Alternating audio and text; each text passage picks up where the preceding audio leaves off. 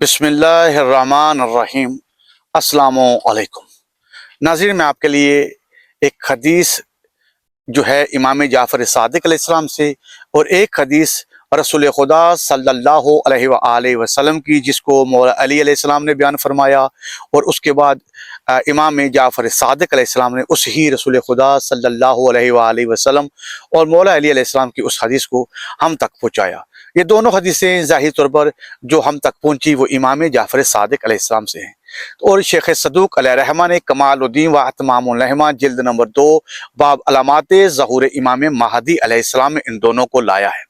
اور حدیث کا نمبر 25 اور 26 نمبر حدیث ہے۔ میں چاہوں گا کہ آپ کے سامنے دونوں احادیث کو پیش کروں، اس کے بعد اس پر تفصیل سے بات کریں گے۔ تو سب سے پہلی حدیث جو ہے جو بیان کیا ہے، مجھ سے محمد بن موسیٰ بن متوکل نے، ان سے علی بن ابراہیم بن حشام نے، ان سے محمد بن عیسیٰ بن عبید نے، ان سے صالح بن محمد نے، ان سے ہانی تمار نے، کہ مجھ سے حضرت امام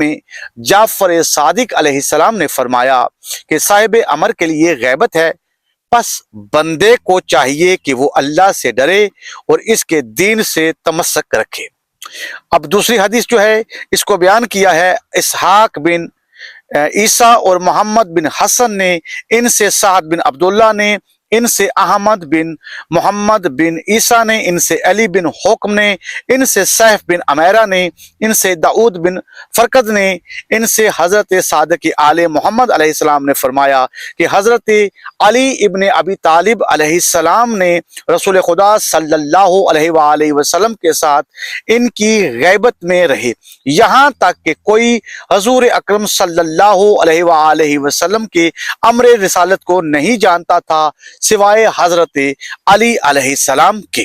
ناظرین کرام، یقیناً یہ دونوں حدیثیں آپ نے ملاحظہ کی۔ پہلی حدیث جس میں امام جعفر صادق علیہ السلام نے فرمایا کہ تمہاری جو صاحب امر ہیں ان کے لیے ایک غیبت ہے، پس جب وہ غیبت میں ہوں تو تم اپنے دین سے متمسک رہنا۔ اور دوسری حدیث میں امام جعفر صادق علیہ السلام نے فرمایا کہ ہمارے جد علی ابن ابی طالب علیہ السلام نے رسول خدا صلی اللہ علیہ وآلہ وسلم کی ایک حدیث کے متعلق بیان فرمایا کہ رسول خدا صلی اللہ علیہ وآلہ وسلم کا امر رسالت جو تھا وہ لوگوں سے پوشیدہ تھا، اس وقت کوئی لوگ نہیں جانتے تھے، یعنی کہ رسول اللہ کی رسالت کو وہ نہیں پہچانتے تھے سوائے مولا علی علیہ السلام کے۔ تو پتہ چلا کہ اس حدیث میں جو اشارہ دیا جا رہا ہے وہ یہ اشارہ دیا جا رہا ہے اس ہی طرح جس طرح لوگ رسول خدا صلی اللہ علیہ وآلہ وسلم کو دیکھتے تو تھے لیکن یہ نہیں جانتے تھے کہ یہ نبی ہیں یا رسول ہیں، اسی طرح امام مہدی علیہ السلام جو ہیں ان کے امر امامت کو بھی لوگوں سے وہ پوشیدہ تھا، لوگوں کو معلوم نہیں تھا کہ یہ امام ہے، لیکن وہ لوگوں کی نظروں کے سامنے رہے۔ اور وہ جس طرح امام علی علیہ السلام کو رسول خدا کی رسالت کا علم تھا، اسی طرح کچھ مخصوص افراد کو امام مہدی علیہ السلام کی امر امامت کا علم تھا، اور اس کے علاوہ باقی سب سے وہ غائب تھے۔ یعنی غیبت کا ایک معنی یہ بھی ہے اس حدیث سے جو ہم کو مل رہا ہے، یعنی کہ وہ لوگوں کے موجود ہیں لیکن لوگ ان کے جو منصب امامت ہے اس سے متعارف نہیں ہیں، اس کی معرفت نہیں رکھتے کہ یہ ہیں وہ امام جو ہمارے بیچ میں موجود ہیں۔ تو ناظرین، یہ تھی وہ حدیث جو میں نے آپ کے سامنے بیان فرمائی۔ دعاؤں میں یاد رکھیے گا۔ السلام علیکم۔ تحفہ یا علی علیہ السلام مدد۔